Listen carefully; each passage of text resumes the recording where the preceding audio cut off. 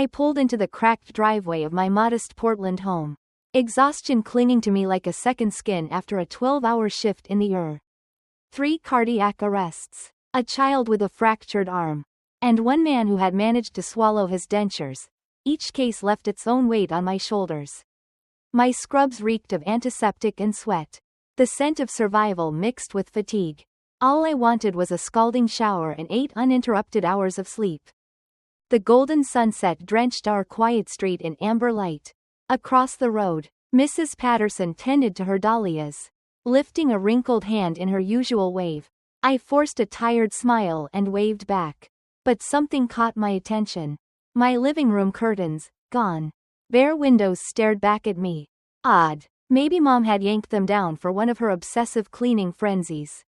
Those always intensified when Dad announced another investment. I dragged myself out of my old Toyota, shouldered my backpack, and trudged toward the front steps. The stone gnome Dad had snagged at a garage sale 5 years ago still grinned its chipped smile by the door. Fishing my keys from my pocket, I unlocked the front door. The moment it swung open, the hollow echo of my footsteps froze me in place. Mom? My voice bounced off the walls. Thin and strange. Dad? Nothing. The living room stretched before me, empty. No sofa where Dad cheered at Sunday football. No coffee table covered in Mom's ceramic bird collection. No family photos climbing the staircase wall. Not even Brandon's hideous brown recliner he had insisted we keep when he moved out. Just nothing. My chest tightened as I moved from room to room. Kitchen, empty. Dining room, empty. Upstairs bedrooms, stripped bare. My childhood room, the doorframe where pencil marks charted my growth over the years, stood hollow and lifeless. Even the bathroom cabinet, where I had stashed tampons and Advil, was cleaned out. Every stick of furniture, every pot, pan, and photo, gone. Even the shower curtain had vanished. Back in the entryway, I spotted it, a single white envelope, lying dead center on the hardwood floor, caught in a shaft of dying sunlight. My fingers trembled as I tore it open. Mom's handwriting, sharp and hurried. Thanks for fixing our credit. Loser. We're moving to Texas with Brandon. Don't call. My legs buckled, dropping me to the cold floor. The hardwood pressed into my knees. Nausea churning in my stomach. They hadn't just abandoned me, they had gutted my entire life. My phone buzzed. An automated text from a realtor. Congratulations on the successful listing of your property at 4217 Oakwood Lane. We anticipate closing within 30 days. The room spun. They were selling my house. 7 months ago, I'd slept in my car after Brian, my boyfriend of 3 years, kicked me out without warning. I'd been saving every penny for a new apartment, clawing my way back toward stability. Then Mom had called at 2 a.m., sobbing into the phone. We're about to lose the house. Your father made some bad investments. We owe $325. My childhood home, the door frames etched with years of pencil marks. The backyard where Dad taught me to throw a baseball. The kitchen where Mom taught me to bake apple pie. All of it teetered on the edge of foreclosure. What about Grandma's inheritance? I'd asked. Silence stretched, heavy and damning. Brandon had swallowed it whole in his doomed sports bar venture. It's gone, Mom whispered. Despite the fury that surged in my chest, I couldn't let them lose everything. I'll help, I promised. And I did. Double shifts at the hospital until my feet throbbed.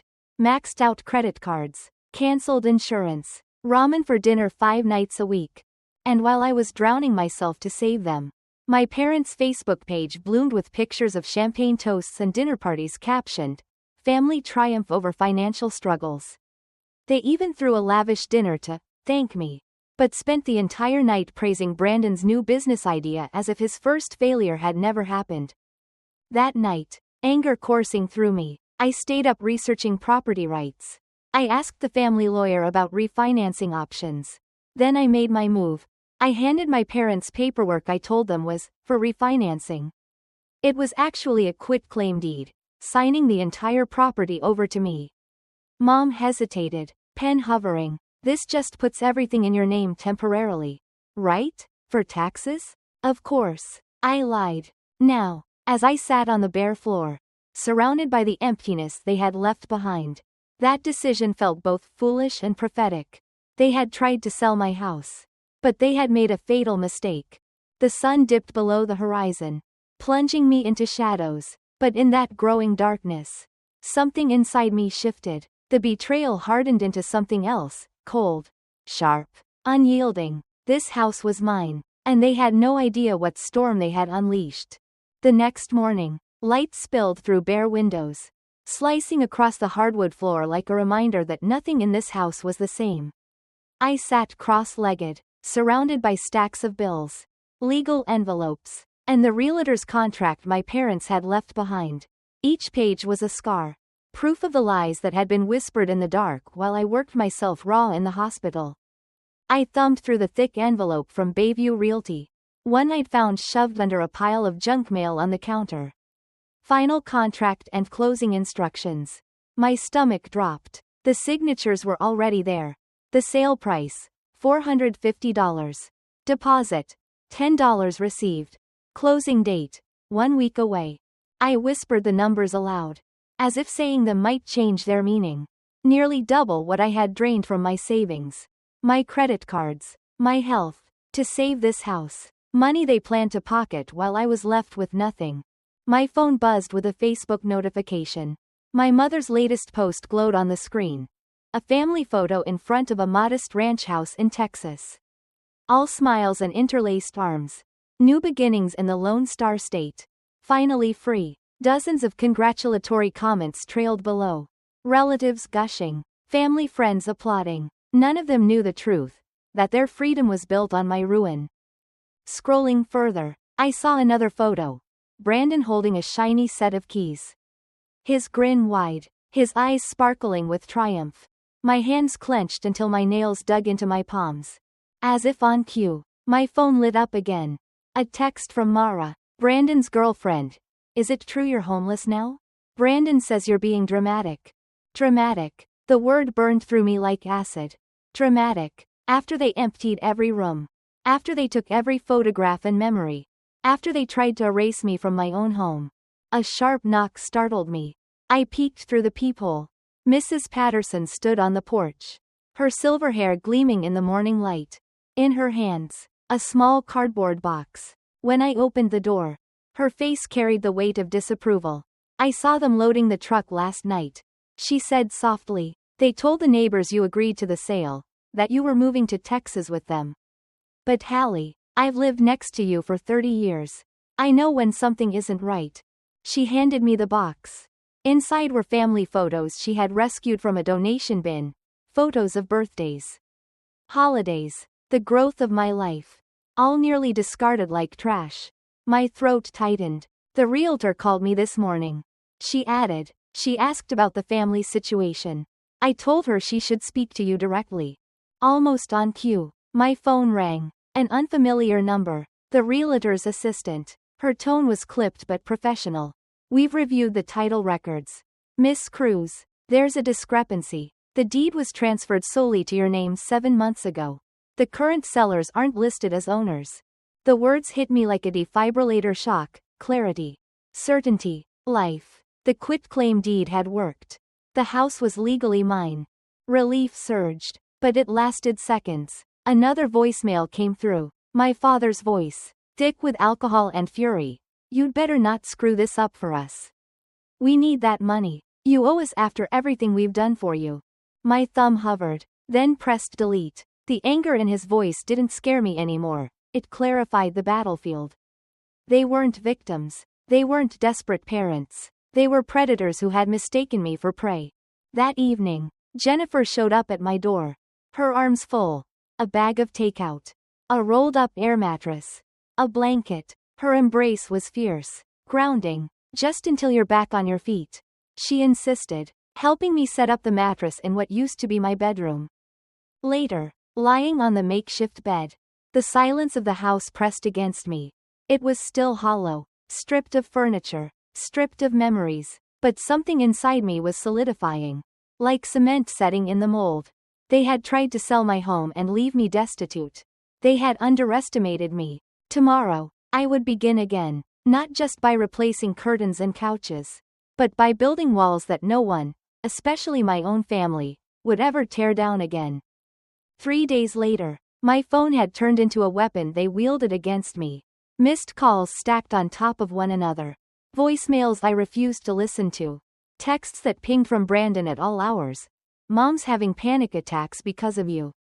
Dad's blood pressure is through the roof. Fix this now. You're tearing the family apart. Their guilt trips dripped like a leaky faucet. Once, those words would have pierced me, dragged me into action. Now, they were just static, background noise to my exhaustion. By noon, the doorbell chimed. I checked the security camera feed. Uncle Greg, hunched under the brim of his hat, a rehearsed smile plastered on his face. His Cadillac idled in the driveway. The engine still running. He knocked, then called through the door. Hallie, sweetheart, just let me in. I want to talk some sense into you. Your parents are under so much stress. You know family needs to stick together. I stood silently in the hallway, arms crossed, heart steady. Family hadn't stuck with me when they stripped the house bare. They hadn't stuck with me when they toasted champagne with Brandon while I worked double shifts. After 10 minutes of knocking and muttered curses, he finally gave up. He wedged a business card in the doorframe with a scribbled note. Your parents raised you better than this. I crumpled it, tossed it into the trash. Raised me better? If raising meant teaching me to be a sacrificial lamb, then yes, they had raised me well. But I was done playing the martyr. Later that night, scrolling Facebook made bile rise in my throat. Mom's newest post, a dimly lit photo of her and Dad holding hands across a diner table in Texas. Caption: Prayers for parents dealing with ungrateful children. Mental health struggles can tear families apart. Please respect our privacy during this difficult time. 57 comments beneath it. Her book club friends, stay strong. Diane, you're a wonderful mother. Family friends, Hallie's always been dramatic. She'll come around. But buried in the thread were cracks. Neighbors asking questions. Coworkers whispering doubt. My thumb hovered over reply. I wanted to unleash the truth. To paste the photo of the note they left me. Thanks for fixing our credit. Loser. For the world to see. But I forced my finger away. They had controlled the narrative for too long. This time, silence would be my sharpest weapon. The following morning, I put on something other than scrubs. A crisp white blouse, navy slacks, pearl earrings my grandmother had left me. When I caught my reflection in the mirror, I barely recognized her. Shoulders square, chin high, eyes unwavering. At the title office, the receptionist looked startled when I gave my name. Miss Cruz? We weren't expecting you until 10. I like to be early. I replied, steady as stone. Inside, Mr. Abernathy, the title officer, shook my hand firmly. His office smelled of coffee and old books. The walls lined with family photos and fishing trophies. He flipped through my paperwork, nodding. The quitclaim deed is in order. Payment records, remarkably organized. Most people twice your age wouldn't have kept such thorough receipts. I gave him a small smile. Necessity's an excellent teacher. The printer hummed, spitting out the document I had bled for. Mr. Abernathy slid it across the desk. This confirms it. You are the legal homeowner of record. The attempted sale is void. My fingers trembled as I touched the paper. Mine. Truly mine. Then his phone buzzed. He frowned, then pressed a button. The speaker crackled to life. Completely unreasonable. We raised her, put a roof over her head. She owes us. My father's voice filled the room. Angry and sharp. Mr. Cruz. Abernathy interrupted. Your daughter is here with me. We're on speaker. Silence. Stunned and brief. Then my mother's voice, quivering with practiced fragility. Hallie. Sweetheart. How could you do this to us? After everything we sacrificed? Sacrificed. The word stung, then curdled. I let out a laugh, short, bitter. Sacrificed? You mean while I ate ramen 5 nights a week and worked 60-hour shifts to pay off your debt? While you posted vineyard tours and steak dinners? Don't talk to me about sacrifice. My father barked. She tricked us. Said it was refinancing paperwork. Mr. Abernathy cleared his throat. The deed is clearly titled, notarized, and bears both your signatures. There's no ambiguity. We'll sue. Dad snapped. On what grounds? I asked. My voice calm, almost gentle. The house is mine. The sale is void. And you left me with nothing but walls. Mom began to sob, her cries tinny through the speaker. But Abernathy slid a box of tissues across the desk toward me. Not toward her voice. For the first time, someone else saw through the performance. I pressed the button, ending the call, walking out of that office. The document clutched to my chest. I felt something new, not just survival, but power. They had underestimated me. They would never make that mistake again. That evening, the hospital corridor buzzed with fluorescent light and hurried footsteps. Jennifer matched my pace, her tone matter of fact. The cavalry's coming at 6. Mike's bringing his truck. Emma has an old couch. I've got extra pots and pans. Don't even try to stop us. I blinked back tears. You don't have to. Try stopping us, she interrupted with a wry grin, bumping her shoulder against mine. By sunset, the once barren living room was alive with mismatched donations. A forest green couch with one squeaky spring. A scratched coffee table. 4 dining chairs that clearly came from different sets. It wasn't catalog perfect, but it was warmth, comfort, life. For the first time since the betrayal, I didn't see emptiness. I saw community. Mrs. Patterson appeared at my door, carrying a cardboard box. I borrowed these, she said quietly, handing it over. Inside were framed family photos, rescued from a donation bin where Brandon had tossed them. My chest tightened. I couldn't let them be thrown away like trash. I hugged her, fiercely. Thank you, for everything. Later that night, my phone rang. Mara's voice poured through, urgent and trembling. I left Brandon. I can't stay with someone who could do that to you. I found messages, text threads between him and your parents. They'd been planning this for months. My throat closed. Are you safe? I'm with my sister. And Hallie. I saved the texts. I'll forward them. When the screenshots arrived, I sat on the couch, staring at the damning words. Line after line of scheming. Brandon mocking me for being the family workhorse. My parents congratulating him on the sale they thought they had secured.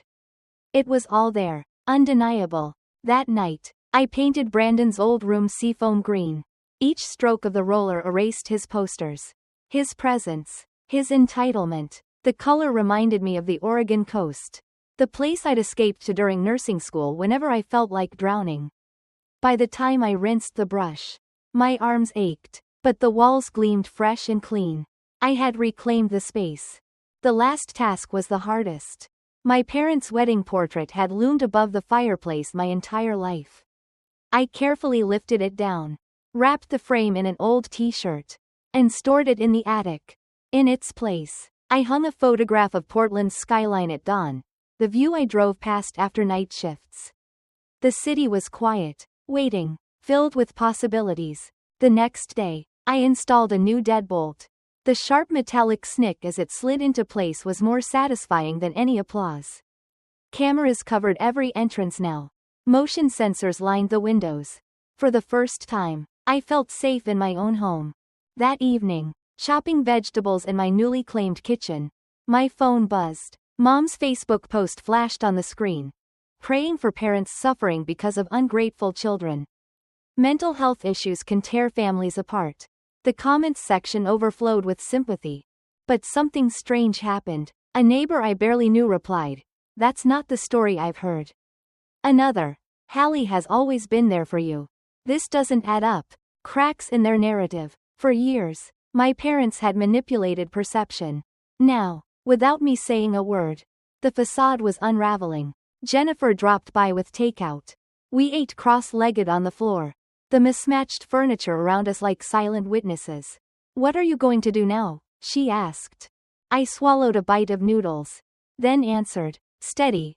I'm going to rebuild. On my terms this time. No more saving them. No more carrying their sins." And for the first time, I believed it. The Portland rain hammered against the windows, steady and relentless. I curled on the forest green couch my coworkers had delivered, staring at the glow of my phone. Notifications stacked like bricks, texts, voicemails, Facebook alerts, all from my family. The most recent message from Mom read, "Extended stay America costs $89 a night. We can't afford this. Your father's beside himself. Please, help us." Scrolling upward, the earlier ones painted their unraveling. Complaints about the Texas heat. About cigarette burns in the motel carpet. About Brandon's bad luck finding work. Not one word about how they had left me with nothing but empty walls. I almost laughed. Almost. I flipped open my laptop. Mom's Facebook page gleamed with curated lies. A photo of a Texas sunset. Captioned, "Taking time to explore before buying our dream home. Blessed family. New beginnings." The comments gushed encouragement, none of them aware she was posting from a budget motel room with flickering lights. Brandon's page told another story. Job market tougher than expected. Anyone know someone hiring in San Antonio? He'd gone from gloating to groveling in less than a month. I snapped the laptop shut. Their downfall wasn't my victory. But it was justice. The next morning, I stood in the kitchen, dressed in scrubs, and took a selfie in front of the seafoam green wall I had painted. My caption was simple: "Some things earned can never be taken away." Grateful for this home and the people who stood by me. Within minutes, messages poured in. Coworkers, neighbors, classmates. "So proud of you, Hallie. We always knew your parents were sketchy with money." For the first time, I wasn't alone in my truth. The world saw me, not their lies. That afternoon, I sent an email to Dad. "I've decided to keep the house. Please forward your new address for mail forwarding. Hallie." When I returned from my shift, my phone buzzed with a text from Mara. Brandon got fired. Lied on his application. They found out. I typed back, "Good thing you left when you did. Portland will welcome you back if you need it." She didn't reply, but I knew the seed had been planted. That night, Uncle Greg called. His voice carried resignation. "They've asked to stay in my basement. I can't turn them away. Hallie, but you need to know, your father still thinks there's a chance to sell the house and split the money. He says everyone wins that way." I let out a hollow laugh. That's exactly what they always wanted. But they lost their chance. Greg sighed, long and heavy. "The neighbors are starting to ask questions. Their perfect family image is cracking." Good, I thought. Let the truth seep through the cracks. Later, Mom's tearful voicemail filled my kitchen as I chopped vegetables. "We made a mistake. Please let us come home. Brandon blames us for everything. Your father isn't sleeping. Please, Hallie." Then Dad's email, "We could still sell. Split 50-50. The market's hot. Be reasonable." And Brandon's text, "You've destroyed this family." I paused at the window, watching raindrops slide down the glass. My fingers flew across the screen. The day I needed a roof. "You left me homeless. Now you figure it out." The way I had to. Then I blocked him. 3 days later, my lawyer called. "Good news," she said, voice buoyant. "Their challenge to the quitclaim deed has been dismissed. Judge didn't even need to hear arguments. The mortgage is solely in your name." I sagged against the wall. Relief washing through me. The debt on my credit cards still loomed. But the house was safe. Finally safe. That evening, I pulled down their wedding portrait from the attic. Wrapped in its old t-shirt cocoon. I carried it back down only to tuck it into a storage box marked past. In its place above the fireplace hung my nursing license. Framed and gleaming. My legacy. Not theirs. The doorbell rang. I froze. Then checked the security camera feed. My parents and Brandon stood huddled under an umbrella, soaked by the storm, faces pale and desperate. For a moment, I considered ignoring them. Let them stand in the rain. Just as I had once stood in this house stripped bare. But something inside me shifted. Not forgiveness. Not pity. Just clarity. I opened the door.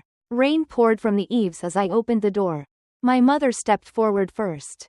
Mascara streaking down her cheeks. Voice trembling with rehearsed fragility. "Hallie, thank God. We have nowhere else to go." Behind her, Dad's shoulders were hunched. His cologne diluted by the sharp scent of rain. Brandon shoved past them both. Leather jacket dripping onto my refinished hardwood floors. His jaw was set. His voice sharp. "You need to fix what you broke." I said nothing. Simply stepped aside and let them in. Let them see the house that once belonged to all of us but now reflected only me. The living room contained mismatched furniture donated by coworkers. The seafoam walls gleamed fresh. The mantle no longer bore their wedding photo but instead my nursing license. My home. My proof. They shifted uneasily, eyes darting around at what was missing. Mom clasped her hands together, her voice cracking. After everything we've done for you. I sat down in the armchair. Calm. Composed. When I was 16, I wrecked Dad's car. Remember? You grounded me 3 months. Made me work in Uncle Greg's warehouse to pay for repairs. You taught me about consequences. I leaned forward, placing a folder thick with papers on the coffee table. So I've kept track of mine.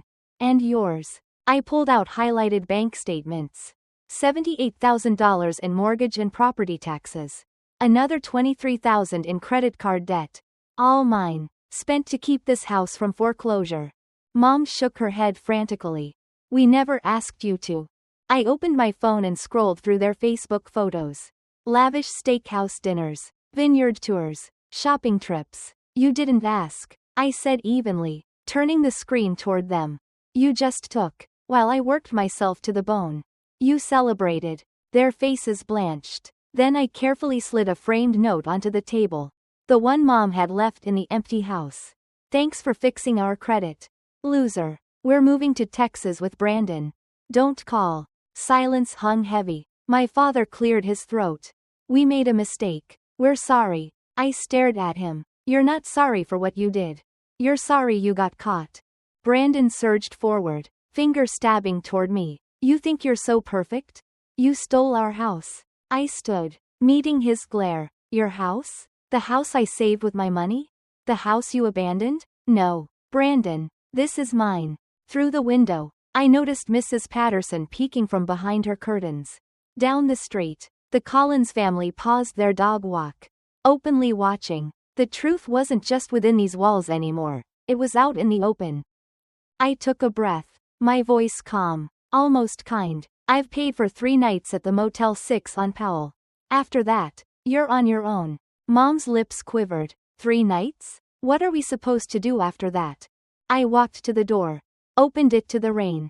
Figure it out, like I had to. One by one, they filed past me, wet and defeated. Dad lingered on the threshold, eyes pleading. We're still your parents, Hallie. I looked at him steadily. Biology doesn't make a family. Actions do. And I shut the door. Engaging the deadbolt, the electronic beep of the security system echoed through my reclaimed home.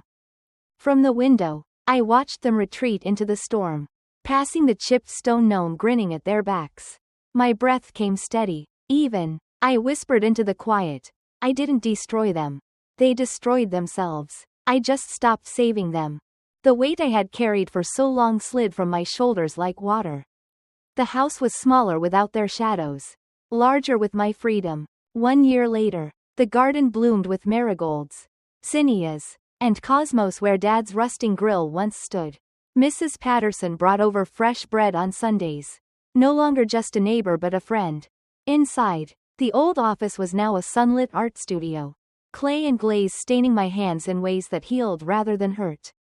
Upstairs, the spare room stood ready for Lucia, the nursing student I mentored, someone I refused to let drown the way I almost had. In therapy, I learned the words I once choked on: financial abuse. Saying them no longer broke me, it freed me.